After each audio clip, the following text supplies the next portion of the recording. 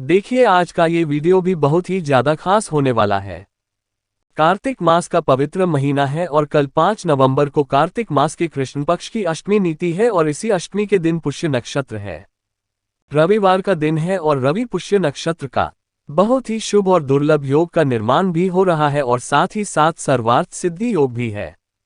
यानी कि बहुत ही शुभ दिन है और इसी शुभ दिन पर आपको मात्र 3 में से एक उपाय करना है। देखो आज के इस पूरे वीडियो में जो 3 उपाय हम आपको बताएंगे ये आपको पुष्य नक्षत्र के दौरान भी आप कर सकते हैं और सर्वार्थ सिद्धि योग में भी उपाय कर सकते हैं। कल अष्टमी है और अष्टमी पर बच्चों के लिए जो माताएं अपने बच्चों को सुधारना चाहती हैं, जो माताएं अपने बच्चों पर तेज की वृद्धि करना चाहती है ताकि वो तेजस्वी बने, गुणकारी बने, सुखकारी बने, जीवन में किसी भी प्रकार की उनके जीवन में कष्ट ना आए, तो भी आपको पे करना है आज के इस पूरे वीडियो में जो 3 उपाय बताएंगे। सबसे पहला जो उपाय होगा वो 41 यानी कि 41 चने की दाल का महाउपाय होने वाला है। यानी कि चने की दाल वाला महाउपाय होने वाला है जो कि आपको कल रविवार की अष्टमी पर करना है। दूसरा जो उपाय होगा वो सूर्यदेव को विशेष अर्घ्य देना है। मात्र 3 चीज डाल करके देखो, कल पुष्य नक्षत्र है और पुष्य नक्षत्र में विशेषकर 3 चीज डाल करके सूर्यदेव को अर्घ्य देना है और आपका भाग्य चमक उठेगा। देखो तीसरा जो उपाय होगा वो मात्र आपको बेलपत्र और घी से, मात्र 1 बूंद घी से आपको करना है, जो कि अष्टमी पर अपने बच्चों के लिए किया जाता है, जो कि माताएं अपने बच्चों के जीवन को सुखी बनाने के लिए करेंगे। तो आज के सूर्य वीडियो में 3 बहुत ही प्यारे से उपाय के बारे में हम बात करेंगे। ये 3 उपाय पूज्य गुरुदेव की ही कथा सुनकर के समझ करके समझाने का प्रयास करूंगा, लेकिन उससे पहले आप सभी से रिक्वेस्ट करता हूं, चैनल पर अगर पहली बार आए हैं तो चैनल को जरूर सब्सक्राइब करें और कमेंट में जय महालक्ष्मी जरूर लिखें। देखिए पुष्य नक्षत्र बहुत ही सुख कार्य होता है, मंगलकारी होता है, दुखों को हरने वाला होता है, जीवन में सुख को प्रदान करने वाला होता है, हर कार्य को सिद्ध करने वाला होता है, धन धान्य से भरपूर कर देने वाला होता है, क्योंकि ये पुष्य नक्षत्र कोई साधारण सा पुष्य नक्षत्र नहीं है। धनतेरस और दीपावली से पहले आने वाला पुष्य नक्षत्र जो कि बहुत ही शुभ माना जाता है। देखिए पुष्य नक्षत्र जो है वो सुबह 10:30 बजे तक है, तो आप जो भी उपाय करना चाहते हैं आप भले दिन भर में कभी भी कर सकते हैं, क्योंकि कल तो अष्टमी तिथि भी है, लेकिन हो सके तो आप पोजीशन नक्षत्र में करें। अगर पोजीशन नक्षत्र में किसी कारणवश नहीं कर पाते हैं तो आप बाद में भी ये उपाय कर सकते हैं। देखो सबसे पहले उपाय रविपुष्य क्षेत्र का शुभ योग है और आपको पहला उपाय 4141 चने की दाल का महाउपाय करना है। देखो आपको क्या करना है, आपके घर में एक कटोरी लेना और कटोरी के अंदर जल या तो कच्चा दूध हो तो कच्चा दूध ले, जल हो तो जल ले, ठीक है, और थोड़ा सा लेना है जल और कच्चा रोल, और उसके बाद आपको 4141 चने की दाल आपको उस जल के पात्र के अंदर नहीं है। देखो ये उपाय का होता है जब खुशी नक्षत्र रविवार के दिन पड़ता है, जब कुछ पात्रता जब अशोक की रविवार के दिन पड़ती है, जब अष्टमी की एक गुरुवार के दिन पड़ती है, तब ये उपाय होता है। बहुत करवा क्या है ना, मैं न कहूँ क्या, लेकिन आपने डाल दी, साथ मिल रही है पार्टी के, ये दोनों सामग्री लेकर के आपको जाना है भगवान शिव की मूर्ति, ठीक है। अब देखो एक एक चने की दाल आपको निकालना है और भगवान शिव के शिवलिंग पर आपको अर्पित करना है। एक चने की दाल जैसे आप अर्पित करोगे भगवान शिव को, तो सुरेश और महादेव का नाम आपको लेना है। देखो सुरेश्वर महादेव, क्यों सुरेश्वर महादेव का नाम लेते हैं?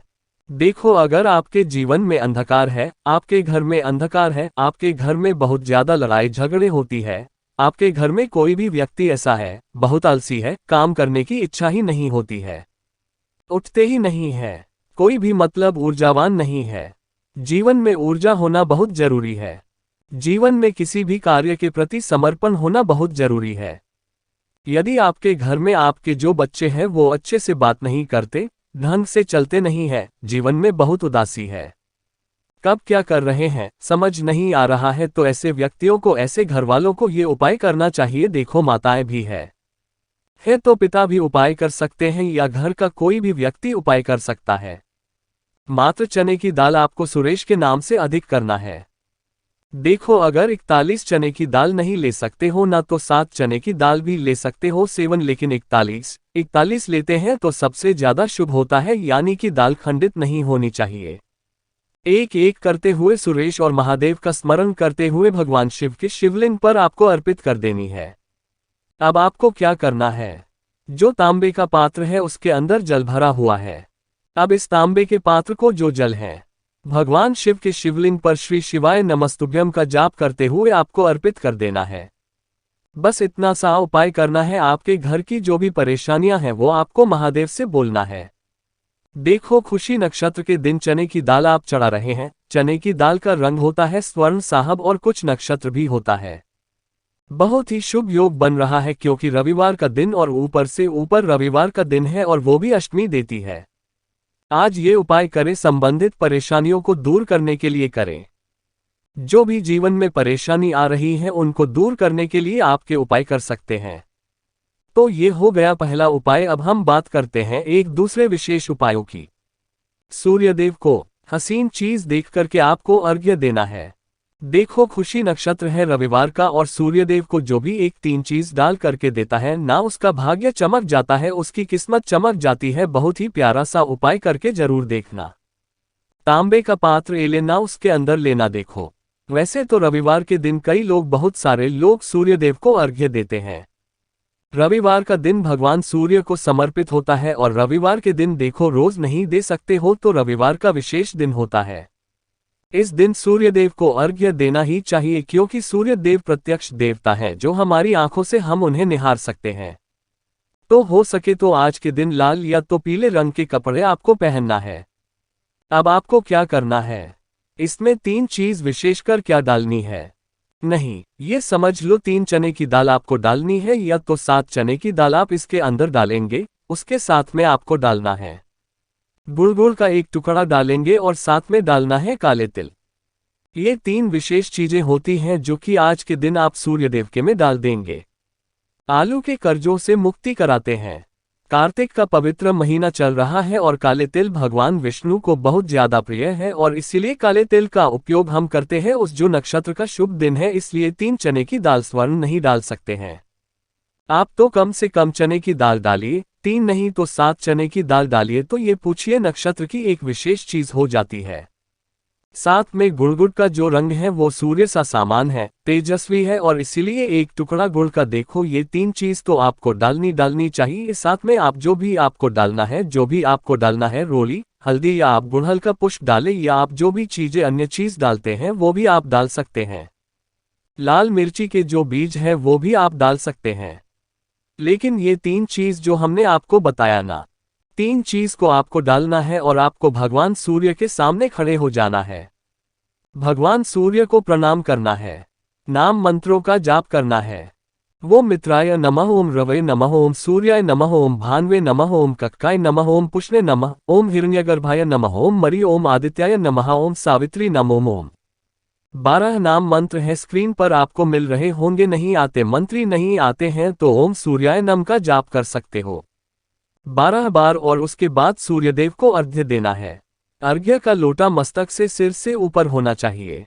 3 बार में देना, ये कर दे फिर रखे फिर दे दे फिर ओके।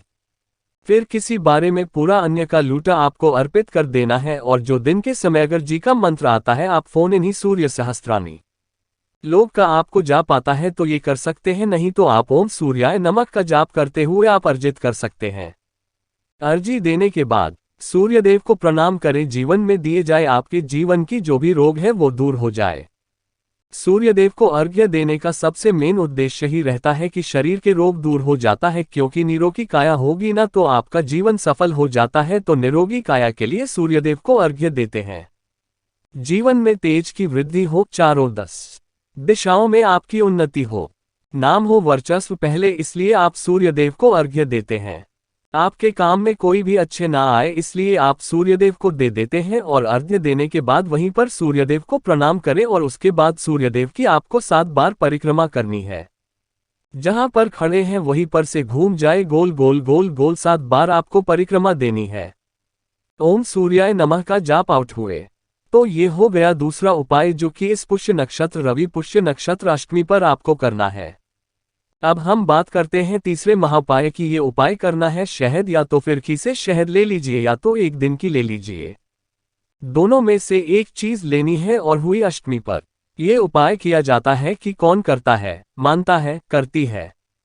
अपनी संतानों के लिए अगर आपकी संतान गलत मार्ग पर जा रही है तो आपके ऊपर करेंगे। अगर आपकी संतान जो है आपकी बिल्कुल भी बात नहीं मानती है तो आप करेंगे।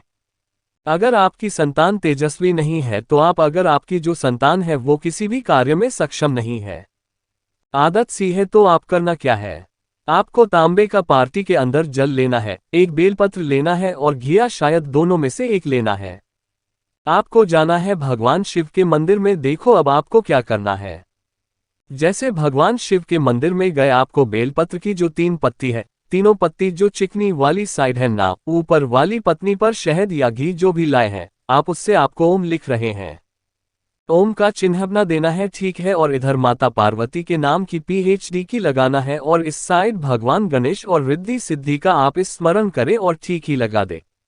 अब ये जो पत्र हैं भगवान शिव के शिवलिंग पर आपको अर्पित करना है।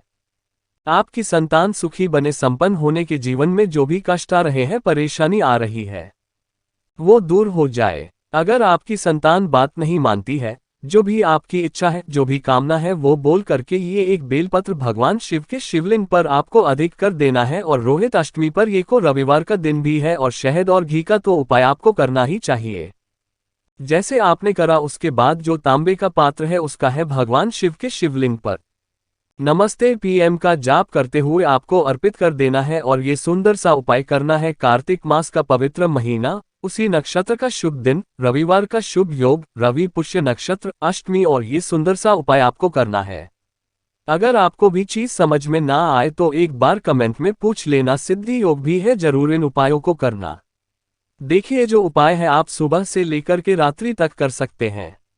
बस सूर्यदेव को अर्घ्य देने वाला उपाय रात्रि में नहीं किया जाता। अगर आपको कुछ भी चीज समझ में ना आए तो कमेंट में पूछ लेना, गलती नहीं करना है। श्री शिवाय नमस्ते किया। हर हर महादेव।